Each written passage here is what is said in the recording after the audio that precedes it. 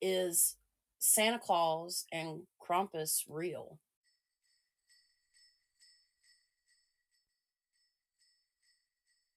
'Twas the night before Christmas, when all through the house not a creature was stirring, not even a mouse.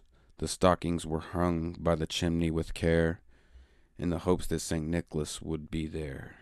The children were nestled all snug in their beds, while the visions of sugar plums danced in their heads. And Mamma in her kerchief and me in my cap had just settled down our brains for a long winter's nap. When out on the lawn there arose such a clatter, I sprang from my bed to see what's the matter. Away to the window I flew with a flash, tore open the shutters and threw up the sash. The red moon's glow upon the new fallen snow gave the luster of blood to white objects below. Then there appeared a fearful visit lying in wait in a black painted cart driven by shadowy wraiths. With a Nile driver concealed by the fog that was thick, I knew not who he was, but do testify he looked sick. Rabid as wolf packs at 8 course they came, and he whistled and shouted and called them by name. Now lust, now greed, now gluttony, now sloth, on envy, on pride, on wrath. Then he stopped. To the top of the porch, to the top of the wall, groans the nightmare steed over 7 feet tall. As leaves that before the wild hurricane fly, when they met with an obstacle mount to the sky, so up to the house top to the creatures they flew, treading sacks full of bones and hollow skulls too. And then in a second I heard the ceiling, the cracks of the wood, and of this the paint peeling. As I drew in my head and was turning around, down the chimney came something that appeared to have crowned. He donned clothes of skin sourced from victims unknown, draped an obey sprayed with remnants of organs and bone. There appeared on his back a large dripping sack. I dared not to look away as he opened his pack. His eyes how they blazed, set in sockets so black. His non-existent nose on his face melting wax. His droll mouth was drawn up to a grin, and the look in his eyes betrayed malice and sin. I caught a sight at the stumps of severed feet in his hands, surely the remains of victims fallen prey to his plans. He had a skinny face and little round horns that stabbed the air when he laughed like a string of rose thorns. He was beastly and lean, sadistic-looking elf, and I stared deep into his eyes in spite of myself. A wink of his eye and a twist of his head, and my wife who came down dropped down dead. He spoke not a word, who went straight to his work, and brought down the children, then turned with a jerk, and laying his finger aside of his nose and giving a nod up to the chimney, they rose. He sprang to his sleigh, to his team gave a scream, and away they all flew like water rushing downstream. He uttered my list, says this year your children were naughty, not nice. The legends are true. I know myths, and this is my price.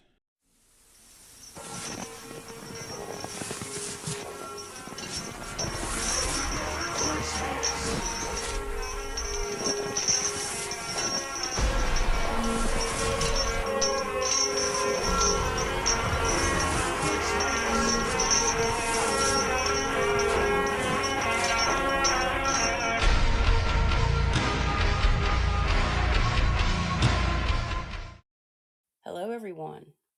My name is Chasity, aka the Luminary Luna Beams, And I'm Emily, the Fine Art Medium. and we're two mediums that specialize in the paranormal. Our purpose is to shed light on what goes bump in the night. That's why we call this podcast Lights at midnight. Lamp. Ding. Okay, so for the new viewers, why do I say lamp? Lamp is Lights at Midnight podcast. Old viewers may know, new viewers may not. But yeah, guys, this is our Christmas special. So, what we're doing today, you've kind of already seen a little snippet. It's kind of going to be a shorter episode. We're just literally going to kind of chill out, talk a little bit about the history of Krampus. Krampus. I say Krampus. It's a southern thing. but it's Krampus. Found that out. And also, too, we're going to do the history, and then we're going to go ahead and go into a little bit of I'm going to just kind of talk about some of the stories. And there is some, I guess you could say, a fuss over where Krampus actually came from. So we're going to talk about that, and then we're going to talk about the energy of Krampus. So super exciting, kind of keeping it mellow and laid back today. So you saw our little intro there, or 'Twas the Night Before Krampus. I hope you guys enjoyed that. And that is courtesy of V, my fiance. We wanted a male to read the monologue this year because we do have a Christmas special from last year where we covered the Madison Dry Goods Store and the Charlie Lawson Family Massacre. That is a 3-hour episode. We interview people, so you can always go back and check that one out. It's actually pretty awesome. It's one of our I think, most underrated episodes. It was a lot of fun, honestly. It's So, probably one of my favorite ones. yeah, it really was. We all got like attacked. It was wild. A lot of paranormal activity just talking to the people. So I would highly recommend checking that out too. But while you're here, I think the first thing we're going to do is we're just going to go ahead. Emily's going to read us some history of Krampus. And yeah, we'll go ahead and get started there. So let's unveil the tradition of Krampus, a historical perspective. Krampus, the horned figure of Alpine folklore, has long been a figure of fascination and fear. This episode explores the origins and evolution of Krampus, shedding light on the historical, cultural, and social contexts that have shaped this intriguing character. By examining ancient pagan traditions, Christian influences, and modern day celebrations, a comprehensive understanding of the history of Krampus emerges. In this episode, we delve into the transformation of Krampus from a complex mythological figure to a prominent feature of contemporary holiday festivities. So, historical introduction. The history of Krampus is one rich in cultural heritage, religious influences, and local traditions. The figure of Krampus, with its roots in pre Christian folklore, has captivated the imaginations of people across the Alpine region for centuries. This episode seeks to unravel the intricate tapestry of Krampus's history, encompassing a journey through ancient pagan customs, Christian assimilation, and the enduring legacy of this enigmatic entity in contemporary society. Ancient pagan origins. The origins of Krampus can be traced back to ancient pagan folklore that predates the Christianization of Europe in the Alpine region, particularly in Austria, Bavaria, Croatia, and other neighboring areas. Pagan tribes revered deities associated with nature, fertility, and the changing seasons. Among these deities, the figure of a horned wild spirit heralded the arrival of winter and embodied the untamed forces of nature. In pre Christian belief systems, the winter solstice marked a significant transition, symbolizing the triumph of light over darkness and the regeneration of life. The presence of the horned winter spirit served as a warning, reminding people of the harsh realities of the cold season and the need to appease and respect the natural world. The folkloric portrayal of the spirit evolves over time, acquiring attributes that reflected a blend of fear and reverence for the primal forces of the winter landscape. Christian assimilation. As Christianity spread throughout Europe, the Church endeavored to supplant pagan beliefs with Christian doctrine. The adaptation of pagan customs and deities into Christian traditions, known as syncretism, facilitated the incorporation of the figure of Krampus into the Christian narrative. With the rise of Christmas as a central Christian holiday, Parallels were drawn between Krampus and St. Nicholas, resulting in a complementary relationship between the two figures. In this new amalgamization, St. Nicholas represented the benevolent gift giving aspect of the holiday season, while Krampus emerged as his menacing counterpart tasked with punishing misbehaving children. This juxtaposition of saintly benevolence and punitive retribution became integral to the involving portrayal of the Christmas season, culminating in the fusion of pagan and Christian elements within the framework of holiday celebrations. Evolution of Krampus traditions. The legacy of Krampus endured throughout the centuries, perpetuating a complex blend of pagan symbolism and Christian customs. The portrayal of Krampus varied among different regions, with each community infusing its own cultural nuances into the depiction of the horned figure. Masks, costumes, and folklore were instrumental in shaping the diverse interpretations of Krampus, reflecting the rich tapestry of local traditions and narratives. Krampusnacht, or Krampus Night, emerged as a central feature of Alpine winter festivities, typically occurring on December 5th, preceding the feast of St. Nicholas. During Krampusnacht, elaborately costumed individuals would parade through villages, terrifying onlookers with their horn masks, fur-covered suits, and ornate accessories. The atmosphere of revelry and fear became emblematic of this annual event, where the boundaries between the mundane and the supernatural blurred, evoking a sense of primal mystique associated with the winter solstice. Contemporary resurgence in global awareness.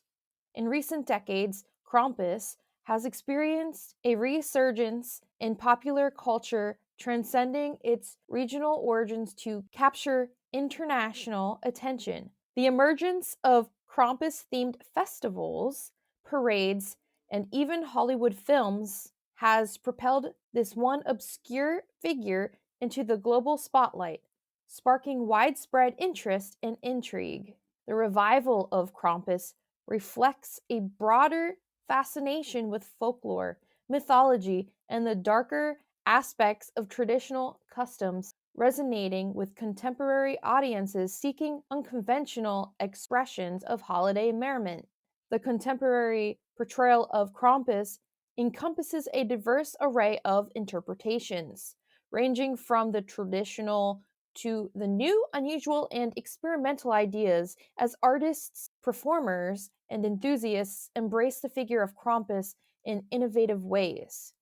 The multifaceted nature of Krampus as a symbol of both terror and fun underscores its enduring relevance in the modern era, transcending its historical roots to become a cultural phenomenon with a global reach.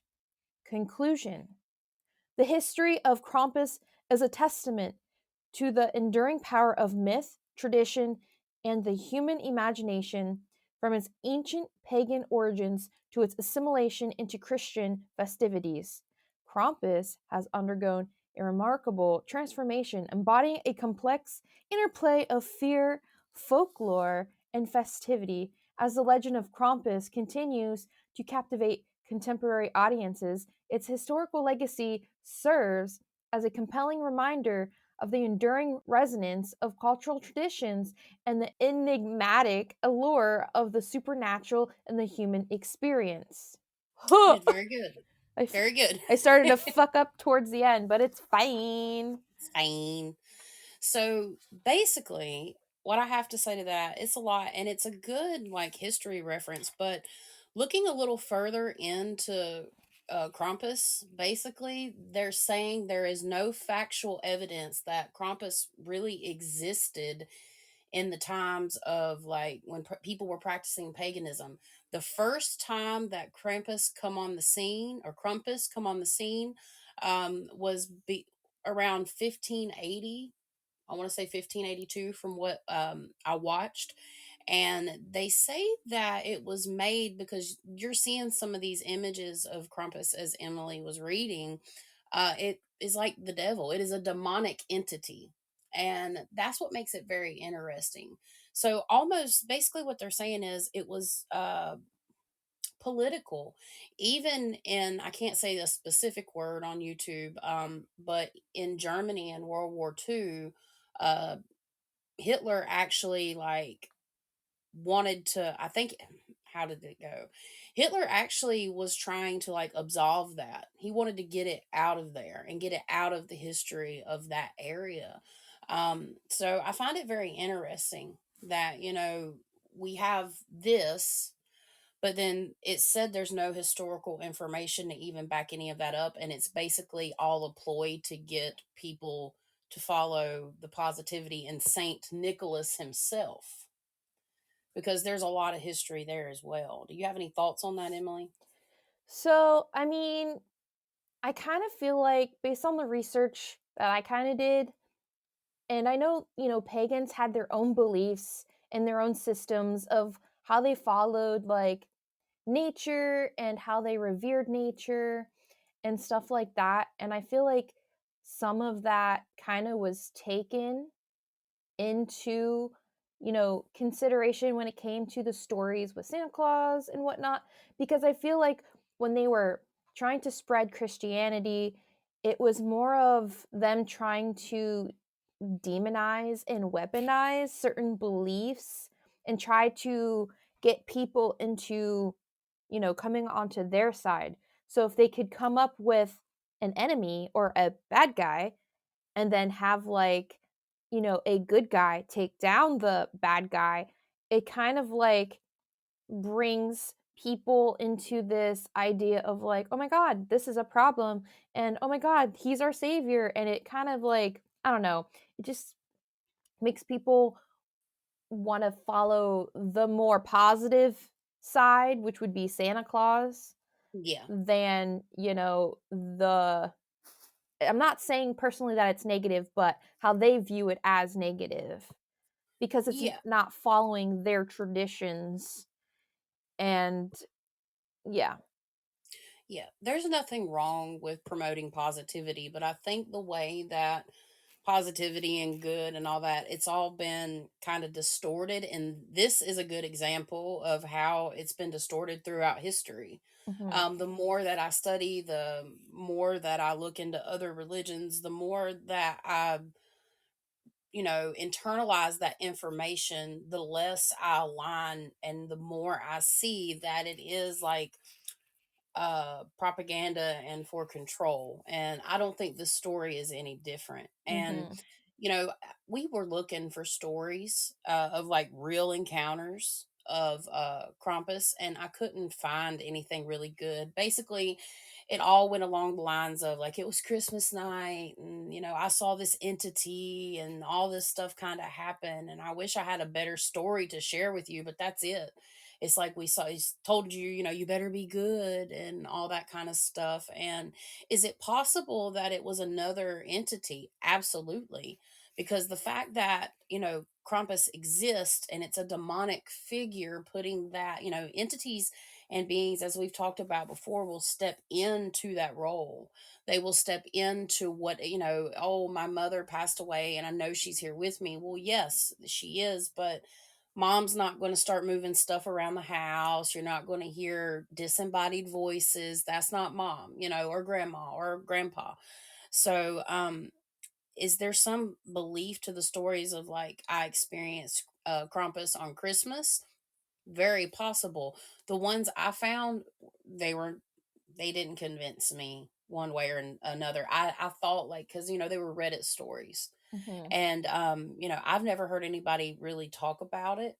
I would be interested if anybody does have some stories. You can always email us at the lights at midnight podcast at gmail.com, because we would, even after Christmas, I would love to hear it.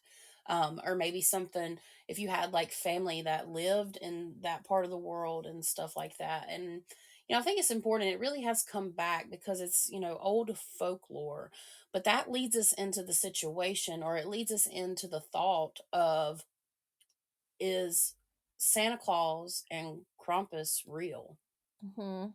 I'm going to say yes, and there's many reasons why I would say yes. Mm-hmm. So, Should we just go into it? Yeah. Okay. So as far as Santa Claus, well, he's based off of the saint, right?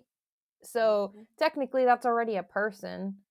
And if we're going outside like with Krampus, there's, I feel like, multiple entities when it comes to him, because you have the adversary, which would be the opposite to Saint Nick, right? So that would be like the devil. So Yep. people, depending on how they perceive it, I feel like the devil or a demon or a negative entity could be considered as Krampus, especially during like the time frame it occurs, and by that I mean like the activity or Yeah. the confrontation. Technically it, Can I pop in just one thing there real fast? yeah, It happens, during the winter solstice, the longest nights of the year when it's the darkest. yep, It's dark and light. So yep. And so because you have that opposite, it's like, yeah, anything that's like negative or evil you could consider to be Krampus, especially if it mhm. happens during the winter solstice. But then outside of like thinking like demons and negative things, I also have the thought too, and this can be applied to Santa Claus, is the thought form version. Yeah, that's what I wanted to definitely talk about. Yeah, because it's like everyone has similar ideas, and if enough people with similar ideas, or even if it's just one person with strong energy and intentions, could inadvertently create a thought form version of Santa Claus and or Krampus. Right. And it's a collective energy because, you have a bunch of children believing in Santa Claus, what more than Krampus, because, Yeah. here we don't really teach kids about that here. I mean, recently it's been more known. But you have the energy, the joy, the happiness, the excitement like of Santa. And, then you have all that with Krampus. Mhm. So, I mean, it's very, very possible that energy is now a real thing, Mhm. and that's that to me. That's the only way it could exist because we all know Santa Claus. You see your parents, but then there's people that even have accounts of seeing Santa Mhm. like in the astral realm, like while they're sleeping. Like these kids are waking up because they're so excited, and some of them I'm sure are dreams, but some of them are very vivid.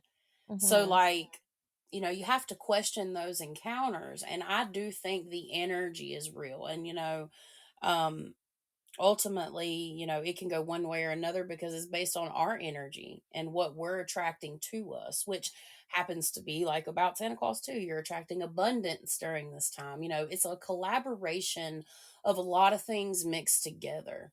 So, is it possible that you could have a haunting that is similar to Krampus? Yes. But one thing that I found while doing some research is people actually try to connect with this energy through witchcraft. Yeah, and then you accidentally create it like through Mm. witchcraft, and you create tulpas, which is a type of thought form, but it's more Mm. intentional.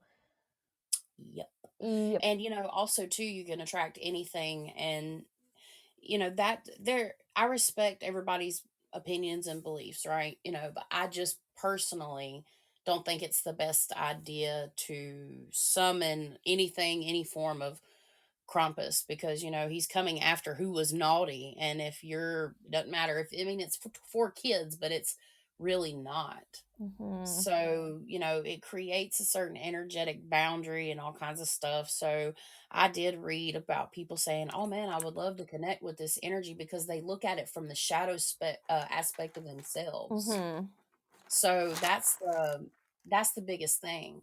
Is like it is part of your shadow and it is part of your light. That is the joy of Christmas, Mhm. and the painful side to it, because I don't know. That's really honestly all I have to say about I have Krampus. I have more. So from the pagan aspect, right? So this is before, Christianity kind of did its thing and made it its own thing.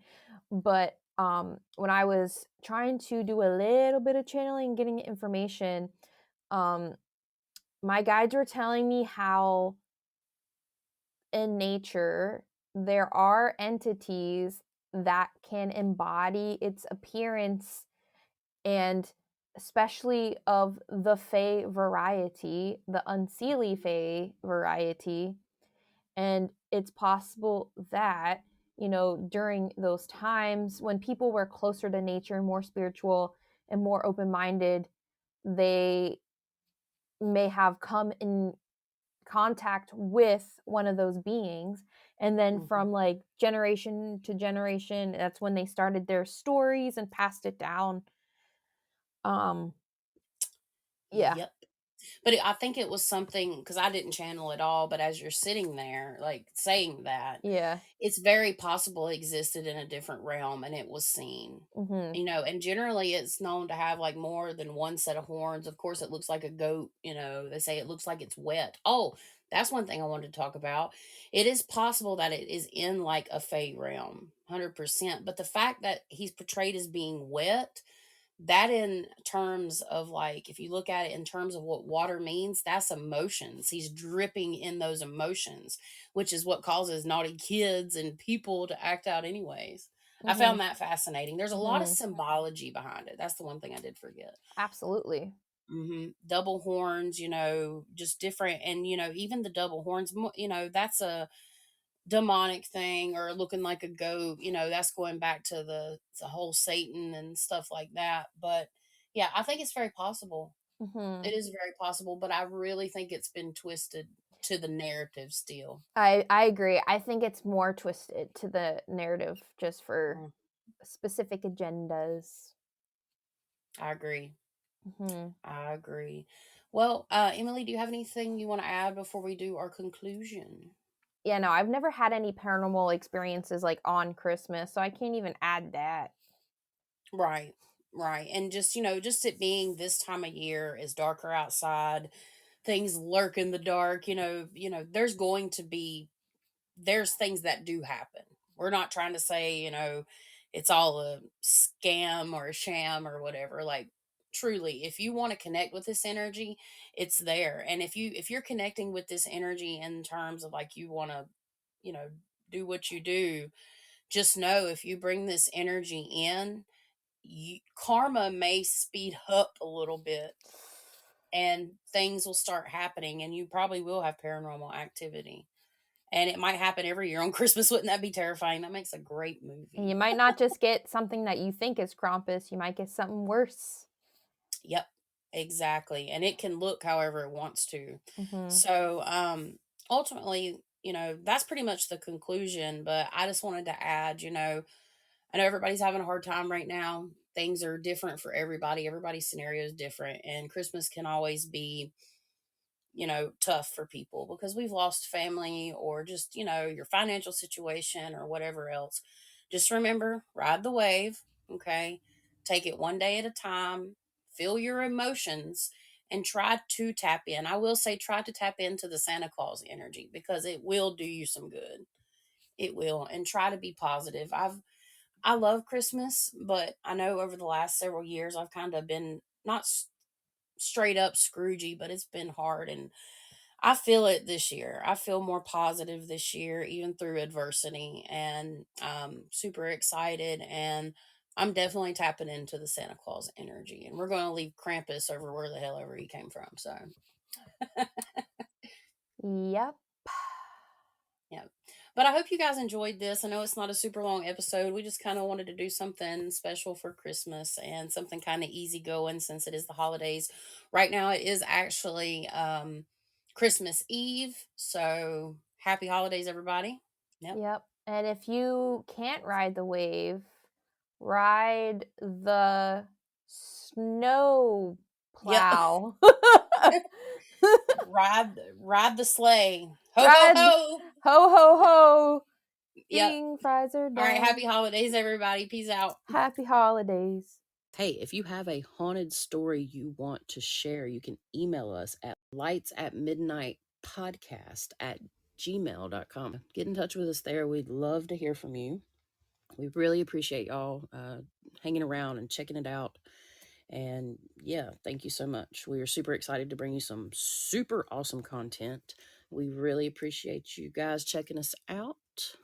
Thank you to all that took the time to listen to this week's episode. Your support means the world to us. And remember, All of us have the ability to shine brightly and shed positivity, even in the darkest of places.